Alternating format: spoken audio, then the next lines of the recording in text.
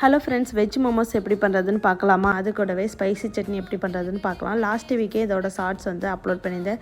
Recipe வேணால் கேளுங்கன்னு சொல்லியிருந்தேன். ஆனால் யாரும் கேட்கல. இருந்தாலும் என்கிட்ட வீடியோஸ் இருந்தனால ஷேர் பண்ணியிருக்கேன். ஒரு கப் அளவுக்கு மைதா மாவு எடுத்துருக்கு. தேவையான அளவு உப்பு, 1 ஸ்பூன் ஆயில் சேர்த்துட்டு தண்ணி சேர்த்து நம்ம சப்பாத்தி மாவு பதத்துக்கு பிசைஞ்சு வச்சிடலாம். ஒரு அரை மணி நேரம் அப்படியே இருக்கட்டும், மூடி போட்டு விட்டுருங்க. ஸ்பைசி சட்னி பண்ணுறதுக்கு 2 தக்காளி இந்த மாதிரி கீறிட்டு சேர்த்துக்கோங்க. காஞ்ச வத்தல், பூண்டு இதெல்லாம் சேர்த்து நல்லா வேக விட்டுறலாம். அந்த தக்காளியோட தோல் உறிஞ்சி வர வரைக்கும் நம்ம வேக விடணும். இந்த டைமில் மோமோஸ்க்கு ஸ்டஃபிங் ரெடி பண்ணிடலாம். அதுக்கு ஒரு கடையில் கொஞ்சம் ஆயில் சேர்த்துட்டு வெங்காயம் வதக்கிக்கலாம். அது கூடவே கேபேஜ் அண்ட் கேரட் சேர்த்து நல்லா வதக்கிட்டு அது கூடவே கொஞ்சம் கரம் மசாலா, சில்லி பவுடர், உப்பெல்லாம் சேர்த்து நல்லா வதக்கிக்கலாம். மைதா மாவு இந்த மாதிரி ரவுண்டாக தேய்ச்சிட்டு அதுக்குள்ளே ஸ்டஃபிங் வச்சு இந்த மாதிரி நமக்கு தேவையான ஷேப்லாம் வச்சு ரெடி பண்ணிவிட்டு நம்ம இட்லி பாத்திரத்தில் வச்சு ஒரு 10 நிமிஷம் வேக வச்சு எடுத்தோம்னா சூப்பரான மோமோஸ் ரெடி ஆயிரும். சட்னிக்கு இதெல்லாம் அரைச்சிட்டு தேவையான உப்பு, 2 ஸ்பூன் கெச்சப், 1/2 ஸ்பூன் சுகர் சேர்த்து 5 நிமிஷம் கொதிக்க விட்டிங்கன்னா அவ்வளோதான், ரெடி ஆயிரும்.